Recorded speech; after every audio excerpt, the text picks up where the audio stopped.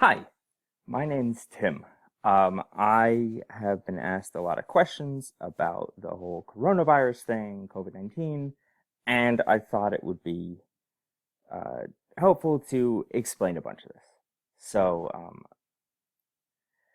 before I start off here, I want to issue a brief content warning. I'm going to have some examples of sort of the racism that has followed this epidemic, now pandemic, around, and there'll be some clippings from news stories.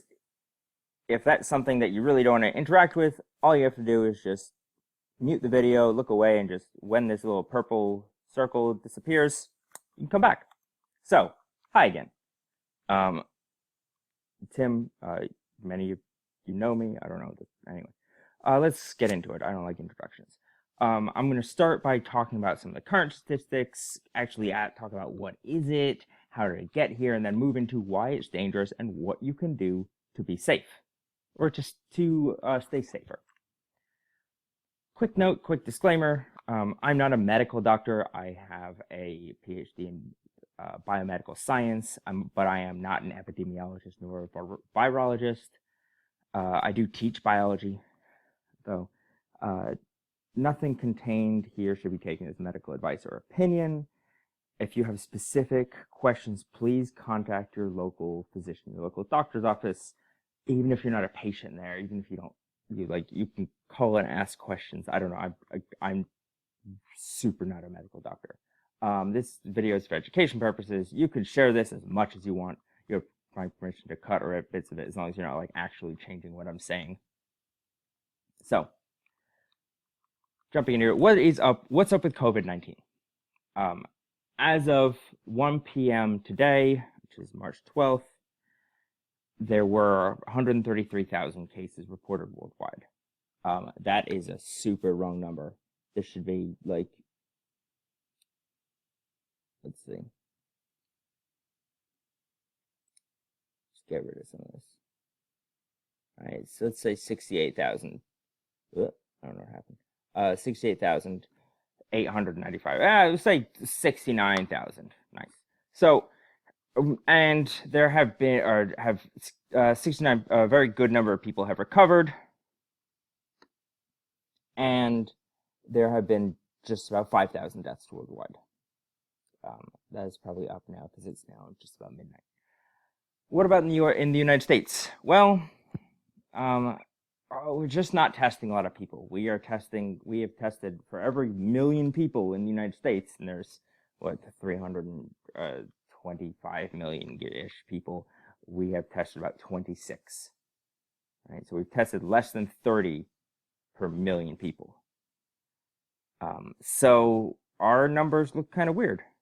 There are a bit around 1,400 cases reported, 15 people have recovered. The cases have nearly doubled in the past 2 days. That's going to remember that number when we talk about the R0, that's going to make a lot of sense. And 40 people have died. Unfortunately, it's a tragedy when disease takes people, particularly when it's avoidable.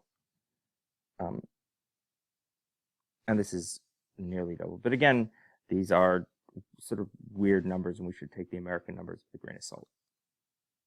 So let's back up. What is a coronavirus? Is something I've been asked quite a bit. Like, hey, what is this thing anyway? To answer that, I'm actually going to back up even a little bit further than that. We're going to start by talking about what a virus actually is. A virus is a non-living entity. It is a combination of protein and genetic material.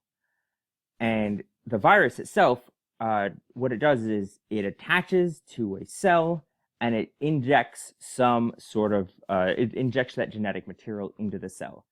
And by doing that, it hijacks the cell's internal mechanisms in order to reproduce itself. So the cell gets this new information and it just sort of builds whatever the instructions are. And it turns out those instructions are how to build new viruses.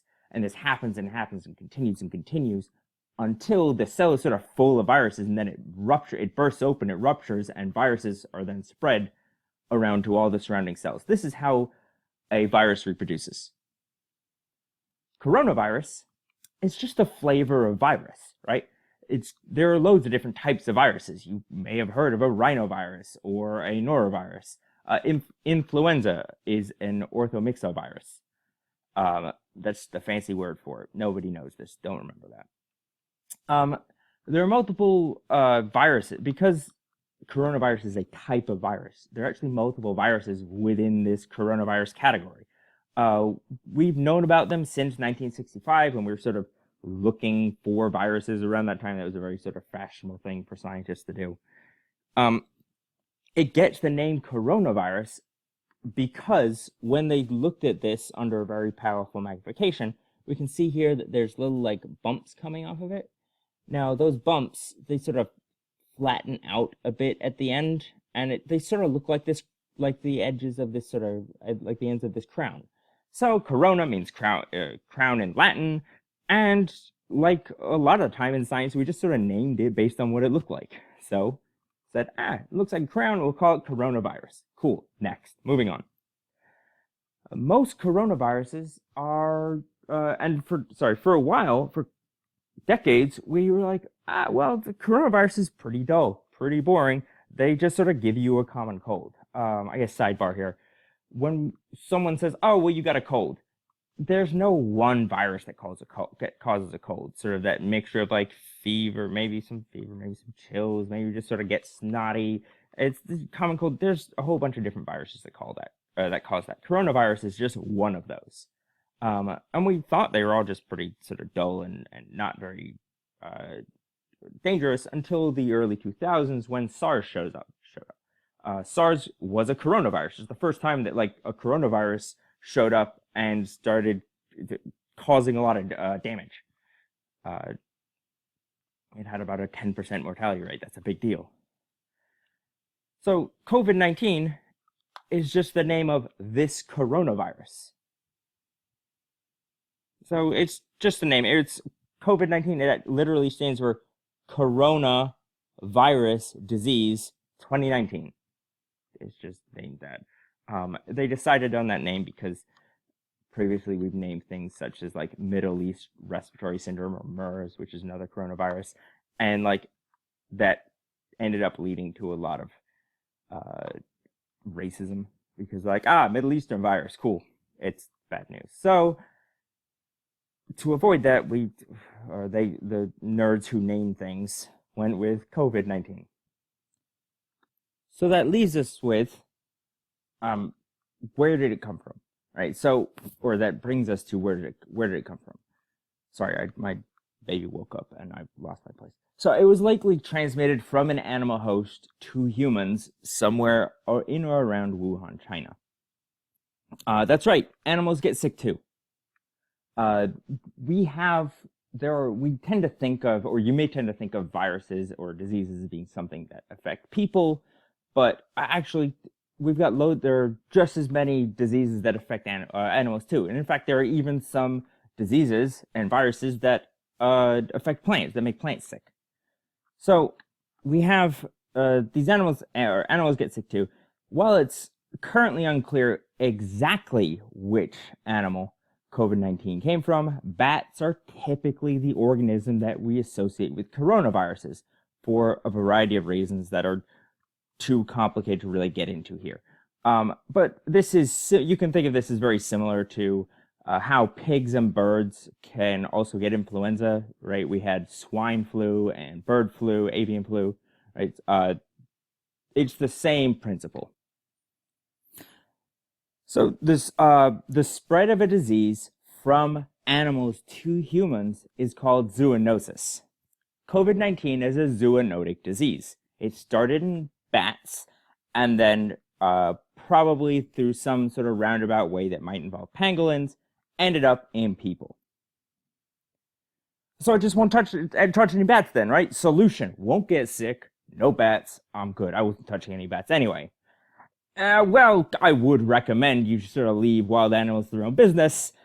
It's likely from handling a dead bat. Although at the moment the exact origins are unclear. You may have heard some things about it being linked to a wet market in Wuhan. That has since been called into question. Right now, it's up in the air. So, bats. Came from bats. We're not quite probably we're not quite sure how. Okay, so bats are just bad, right? No. Bats are great. Bats are lovely. They help pollinate, they eat insects. Many of them are also endangered. Don't hurt the bats. Just leave them be. They're great. They're very critically important animals in our environment. The thing is that bats are just like, you think of them as like coliseums for viruses, right? They're these training grounds for viruses because bats have like absurdly strong immune systems, and because of that, the viruses tend to get strong. It's like an arms race between the bat, and you can't see me, but I'm gesticulating wildly. But there's an arms race, and the bats have a very strong immune system, so the viruses get stronger. And then these viruses show up in our immune system, and they're like, this is little league, right? Oh, your 100 and something degree fever is super cute. Which, being a bit more flippant than perhaps I should be, but that's effectively what happens, is that bats end up being because how strong their immune systems are, they're very good training grounds for viruses. So when they end up making that zoonotic jump to humans, it can be very dangerous. And this is what happened with SARS in the early 2000s, in 2002. Okay, so purple circle. Let's get one thing absolutely crystal clear right now. COVID-19 is not the result of Chinese people living in unclean conditions or because they have some sort of backwards lifestyle or something. This is a fundamentally racist idea, and we should avoid it, right? And it's sort of in counterpoint to, or in contrast to, how other Asian stereotypes is that they live in super high-tech utopias. Neither of those things are true. They are stereotypes. We should avoid them. There is a wide range of people that live in a wide range of conditions. It's a huge flipping place. Furthermore, people of any ethnicity are no more or less likely to be sick. Everyone can catch this virus.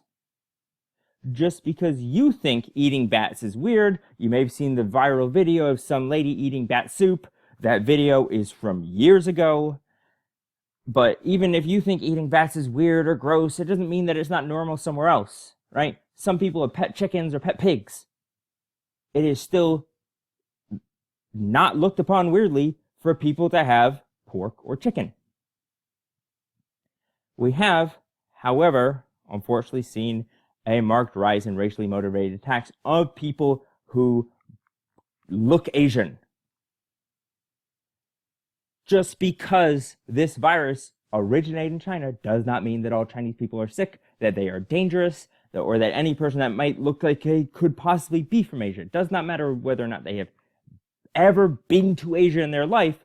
People are showing their whole racist ass out in public. We have seen a rise in hate crimes, seen assaults in broad daylight. And this isn't even just people who are racist assholes, right? Like, this is, this one that's on screen right now involves a 10-year-old, right? This kid, who was teased by his friends because they were trying to play a game called Testing for Coronavirus, right? It's bad. But this is because these kids have internalized this idea of Chinese people and disease, right? We really, really need to work against this narrative. It keeps going. It's really not good. This kind of racism, like all racism, is completely unacceptable. And during an outbreak, during an epidemic, it could even lead to people not seeking medical treatment out of fear or stigma, right? This could lead to poor mental health outcomes. Poor public health outcomes. Anti-racism is a form of public health praxis, and we should be doing it.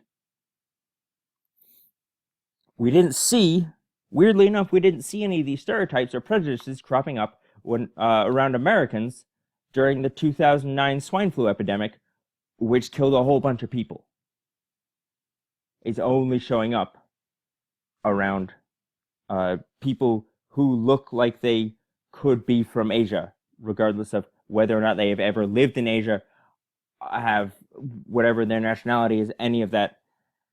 This is the reason that we moved away from naming things, name diseases or viruses, things like Middle East respiratory syndrome, right? Names are powerful things. So the people who named COVID-19 were really trying to do the right thing. And I think that's good, but unfortunately, that alone hasn't been effective.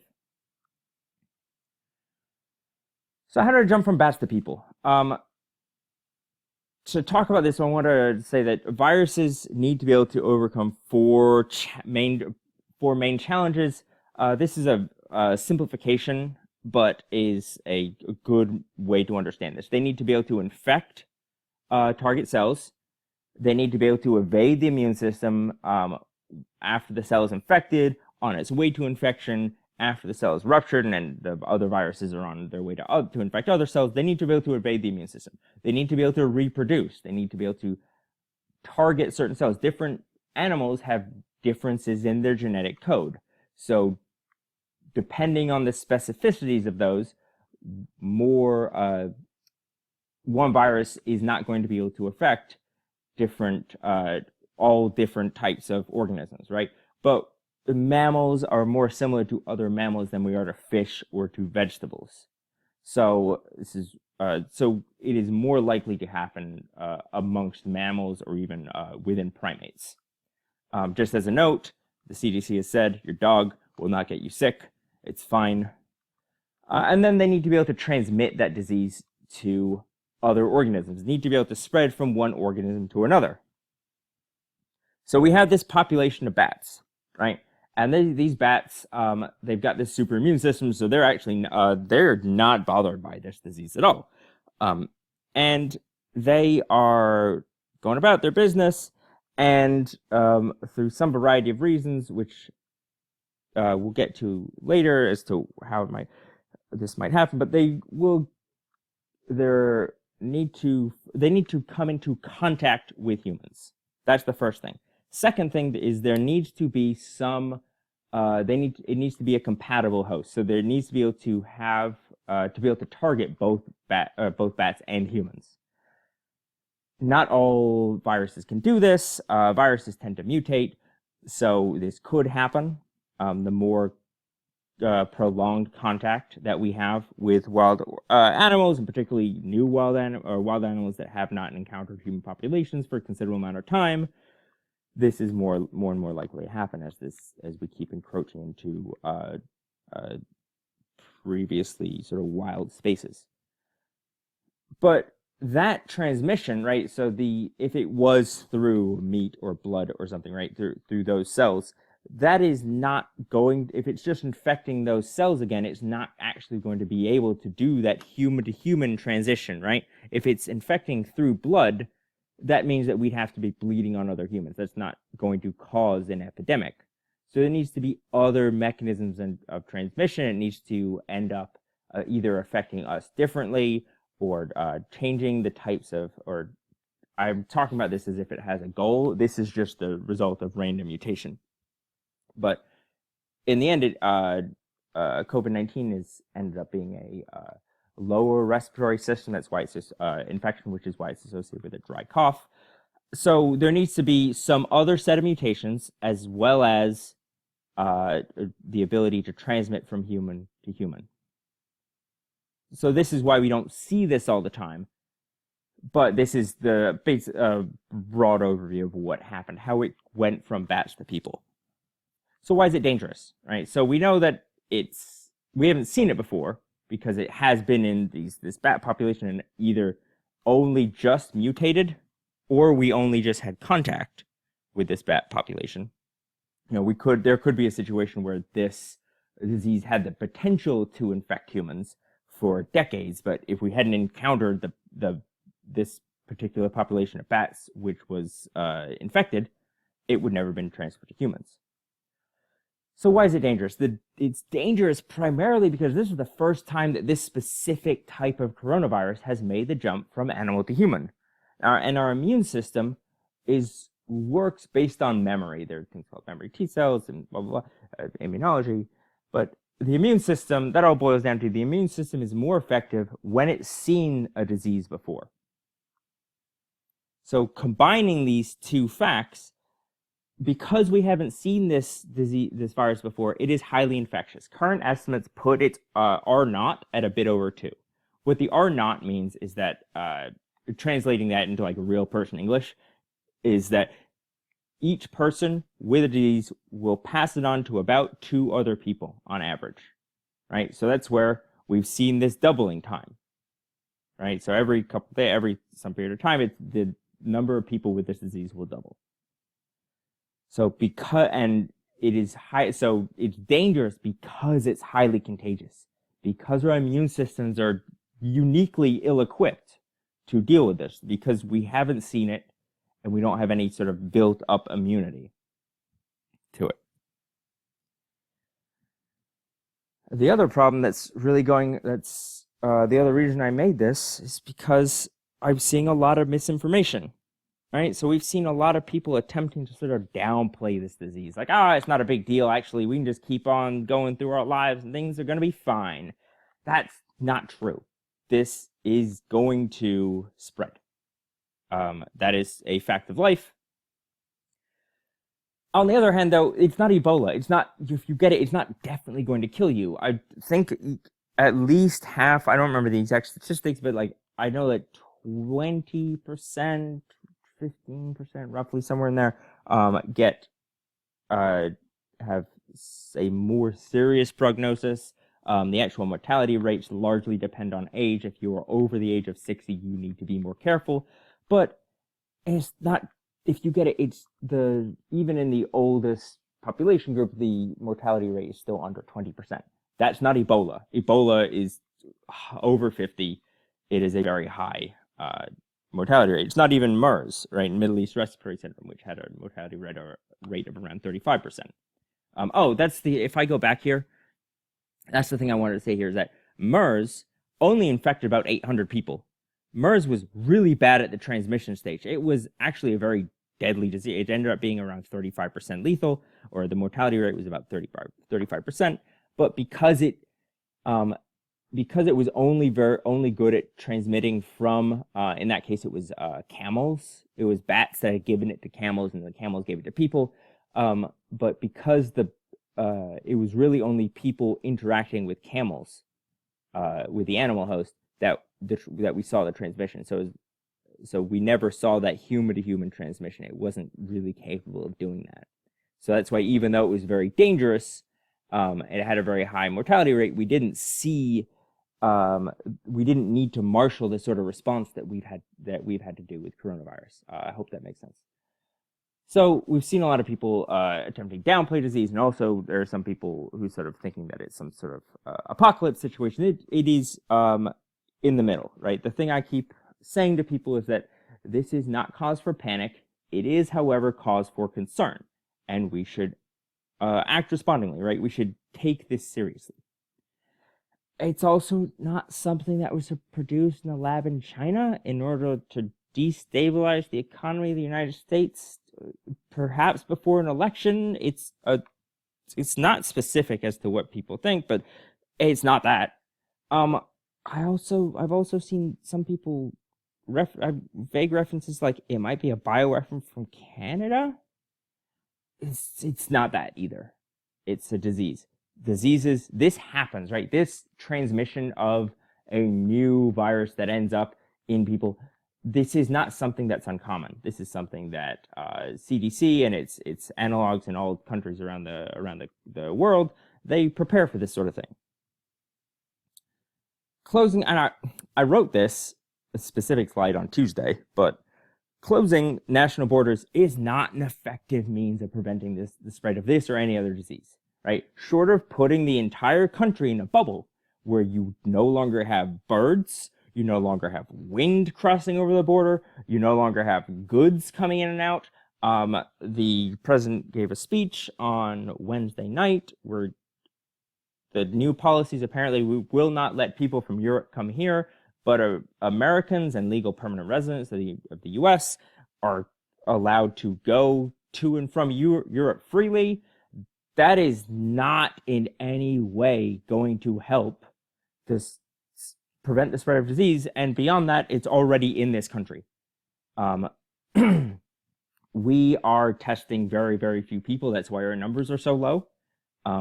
We do not know what the rate of what its prevalence is currently in the country. That is partially why we're seeing such a panicked response from people, right? It's genuinely very sad, is that in that we went from, oh, it's not a big deal, don't worry about it, you don't have to do anything, you should definitely still go to work or whatever, even though you're sick, don't do that, to we're shutting the border, right? And people panic, and this is why people are going out to buy toilet paper, because no one is providing guidance on anything. There is no guidance of like, people are just panic buying things because they don't know what else to do. And that's sort of part of my motivation of making this. And next up is, it's just because you're not a high risk category doesn't mean that you don't have to care. This is really only lethal to the elderly, people over 60. If you have a young child like I do, it may be reassuring for you to know that this, for whatever reason, does not affect the very young. Right now, as far as I know, at this current time. This is, again, on March 12th, well, now March 13th, it crossed over midnight, but whatever. Just because you're not in a high-risk category, right? If you're young, if you're in your 20s, your 30s, you're probably fine, as long as you're not immunosuppressed, right? But it doesn't mean you don't have to care, and it also doesn't mean that it won't affect you. We'll go over in a bit why epidemics actually make all diseases and injuries more dangerous. And finally, although alcohol-based hand sanitizer is effective, misunderstanding or miscommunication of science can actually lead to tragedy, as it did in Iran, when 27 people died of alcohol poisoning. Because without sort of going into a tangent on why public education is important, and specifically science education, this is not an unreasonable leap of logic that these people unfortunately made, right? They knew alcohol-based hand sanitizer is very good. They had alcohol. They thought, I know what to do, right? This is not, these people aren't unintelligent. They just didn't have all the information needed, and they unfortunately came to a logical but dangerous conclusion. I want to do two quick definitions before we move forward. An epidemic versus, you may have heard the word epidemic or pandemic. An epidemic is a widespread occurrence of one specific disease within a community. Whether or not that community is a state, a town, a country is not specific. It's often associated with a sudden increase in the number of cases, whereas a pandemic is an epidemic that's spread over a large area. This could be an entire country or multiple countries, right? We don't define, it's not like, oh, well, once it's gotten to 7 countries, it's now a pandemic. And this is because the size of countries in Europe is much different from the size of China, right? It would be a sort of weird thing to say like, oh, well, it's only all of China, so it can't be a pandemic, right? Or China and Russia, right? There's huge countries, and if our definition was, oh, it's only 7, it needs to be 7 countries until it's a pandemic. So there's sort of nebulous definitions. A pandemic can be described as the worldwide spread of disease. So in response to all this, we've actually seen a whole bunch of events being canceled, right? South by Southwest was canceled earlier this week. Now all sports are canceled, which is good. The NCAA should have canceled their things faster, but what are you going to do? Why? Why are people canceling events? Why are organizations canceling events?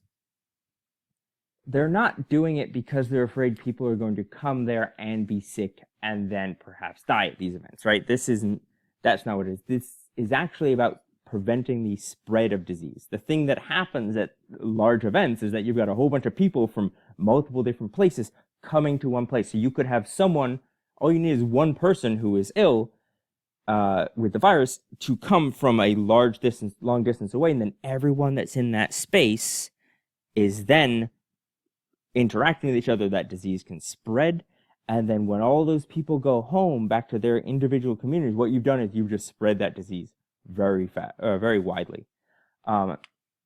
So here's the thing: as of right now, epidemiologists are working under the assumption that a significant portion of people will contract the virus. However, many people won't get sick at all. I think like 50, I think I got distracted before, but probably about 50% of people are asymptomatic. They do not show any disease or do not show any symptoms, any signs of illness. They are not at danger. You're not at risk if you are asymptomatic. But and this is at the rate of spread that this had. My understanding is that it was never really that preventing the spread of disease. We're never going to prevent it from coming to other countries. The idea was just to buy some lead time for the labs to start working on a vaccine or a cure. That's why we were working to contain the spread of COVID-19. But now we're still doing that, but for different reasons now. And that reason. You may have heard the term recently of social distancing, or perhaps even flattening the curve. Maybe you've seen this graph flying around Facebook, right? So social distancing refers to changes in behavior, in individual behavior, that will slow or limit the spread of an epidemic. Now, what we have here is, I'm going to grab a pen, and let's take color here. Right, so here we have won't use yellow. We have a graph. We have two potential outcomes here. We have one where we have a fast transmission of a disease, and here we have a slow transmission of the disease. And what we can see here is that the maximum point, the point at which we have the most number of affected people, is at the peak of these curves. Now, when the space between, there are a couple of things happening here. The first is that we can also see that the maximum capacity of the healthcare system is also noted here. This is this is determined by the number of beds, the amount of space, how many people are there to work. There's a whole bunch of different factors. But what we can see here is that if we allow this disease, if we allow COVID-19 to spread very, very quickly, what happens is that we will overshoot the amount of, or overshoot how much capacity. We will put our hospitals over capacity. That's currently what's happening in Italy right now. The other thing to consider here is that as time goes on, right, if we were to draw another line here, sort of as time goes on, our knowledge about this disease is going to increase over time. So that also means as is our ability to treat it. So by spreading this, so we're going to work under the assumption that these two curves have the same area underneath the curve, that there's the same number of overall cases, although with this low spread curve, we probably would see fewer cases. But for the purpose of an explanation, we're going to assume that both of these have the exact same number of cases. What we can see is by actually spreading out, or by making later the time in which we have the maximal number of infected people, that we are better situated to treat them. Compounding this, and then on top of that is that we have, when if we allow the fast spread to occur, right, this red curve, what would happen is that if you get sick, or let's say you get into a bad car accident, right, anything else that just happens, right, people go to hospitals all the time for all sorts of different reasons. If you were to show up here, if you get hurt here, you could show up to the hospital and be turned away. Again, this is what is currently happening in Italy, is that they have turned operating rooms into intensive care units, right? They are having to triage. They're having to only deal with the most infected people. The other thing that compounds this is actually, let's work with orange, is that if we were to plot out, let's just make another line here, how many people, let's put this at 100% up here, and we'll say how many hospital workers are available, right? As the disease spreads and people show up to the hospital, the people who work at the hospital are also going to get sick. So the amount of people who are available to work at the hospital is going to dip, right? And then let's say they get better, right? And what we'll see is that we were at our lowest amount of healthcare providers, right? At our lowest staff levels, this is going to lower the capacity of the healthcare system. So this line is effectively going to go down. So this is why things like you don't wash your hands, right? Everyone's saying wash your hands, wash your hands, wash your hands. You don't wash your hands because it's going to help you if you're a healthy 24-year-old person, right? And you have no other sort of health issues, your immune system's fine. You're washing your hands to actually help prevent other people from getting sick. And on top of this, that sort of altruistic behavior does in fact benefit you. Because if you get hurt through some other means, if we can keep the amount of people, or if we can stay below this healthcare capacity here, that allows for better outcomes for all people, right? So whether or not you will die because of some sort of disease largely depends on what sort of medical treatment you get.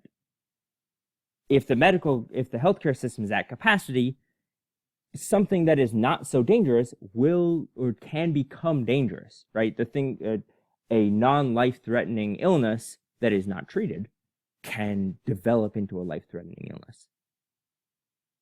So the goal is not to prevent the spread of disease, right?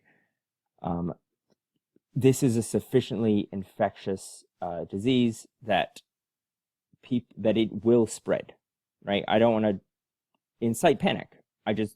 This is actually it will spread, and this is something that we can accept and then work around, right? So the goal is to limit the rate of infection, the rate of spread of the virus such that the healthcare system is not overloaded. A lack of social distancing practices, right? This is things like not going out to large events. Don't go to concerts. Work from home if you can. Don't go. Schools are closing across the country, right? These are social distancing techniques, practices that are designed to limit the spread of disease, right? So this is why you want to, hopefully you've got some food in the pantry and you can sort of be a hermit for a bit. I don't know, watch some Netflix, I don't know.